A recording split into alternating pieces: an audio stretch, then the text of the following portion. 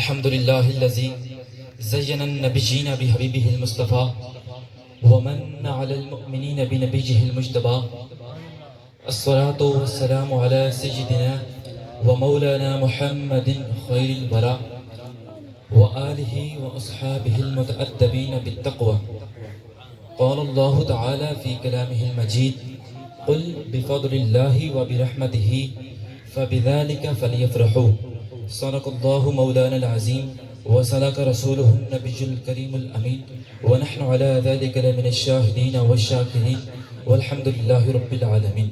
متمکنین برمسند صدارت، معززین مسند عدالت، مستمعین ذی قدر و منزلت، السلام علیکم ورحمۃ اللہ وبرکاتہ. سامعین ذی وقار، میں نے آپ حضرات کے سامنے قرآن مقدس کی ایک آیت مقدسہ تلاوت کی.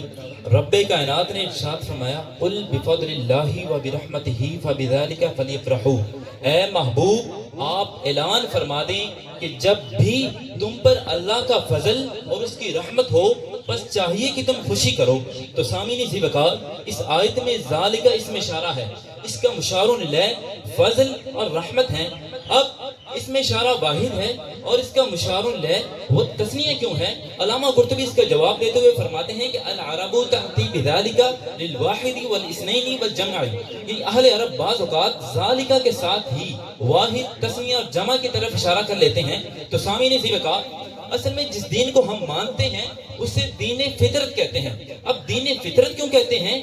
کیونکہ فطرت نیچر کو کہتے ہیں، انسان کی جبلت کو کہتے ہیں. انسان کی تمام تر تعلیمات فطرت و جبلت کے مطابق ہیں.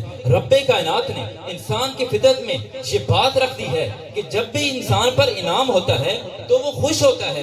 ہاں، اگر کسی کی فطرت بگڑ جائے یا کوئی اپنی فطرت کو بگاڑ لے تو یہ الگ بات ہے، ورنہ جس کی فطرت سلامت ہے یہ ہو نہیں سکتا اس پر فضل ہو، اس پر رحمت ہو اور پھر وہ خوش نہ ہو.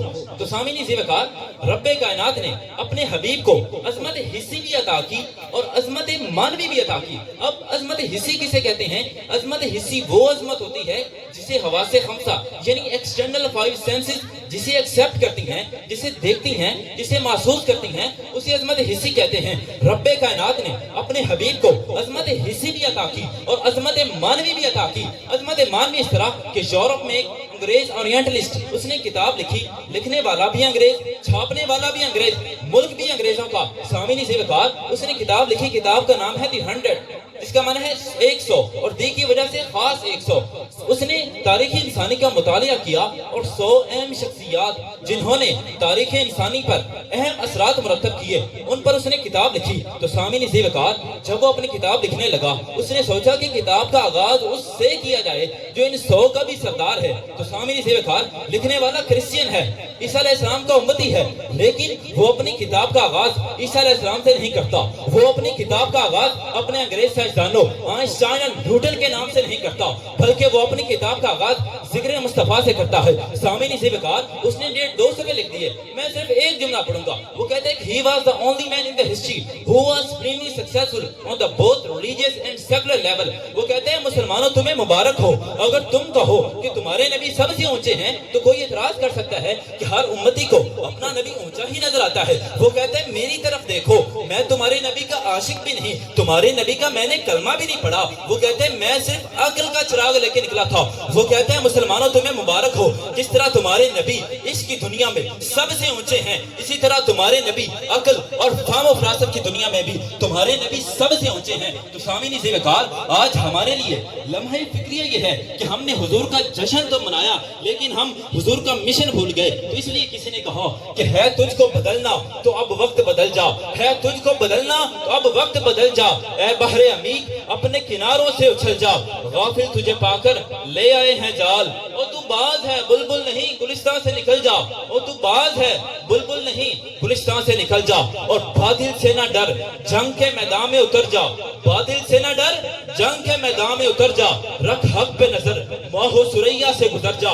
کی تجھ کو حسین ابن علی نے یہ وصیت کہ ڈرنا ہے تو ڈر موت سے، جینا ہے تو مر جا. تو سامعین ذی وقار، آج 12 ربیع الاول شریف ہے، اس لیے میں اپنی تقریر کا اختتام اس طرح سے کروں گا کہ کسی نے کیا خوب کہا کہ یہ 12 نہ ہوتی تو کچھ بھی نہ ہوتا، یہ 12 نہ ہوتی تو کچھ بھی نہ ہوتا، محمد نہ ہوتے تو کچھ بھی بھی نہ ہوتا، دو عالم کی بستی بسی اس کے صدقے، ملی جس کو جنت ملی اس کے صدقے، ولی اس کے صدقے، نبی اس کے صدقے، شبارہ نہ ہوتی تو کچھ بھی نہ ہوتا، محمد نہ ہوتے تو کچھ بھی نہ ہوتا۔ دعا ہے کہ رب کائنات ہمیں جشن مصطفیٰ کے ساتھ ساتھ مشن مصطفیٰ بھی اپنانے کی توفیق عطا فرمائے۔ وآخر دعوانا الحمدللہ رب العالمین۔ ماشاءاللہ۔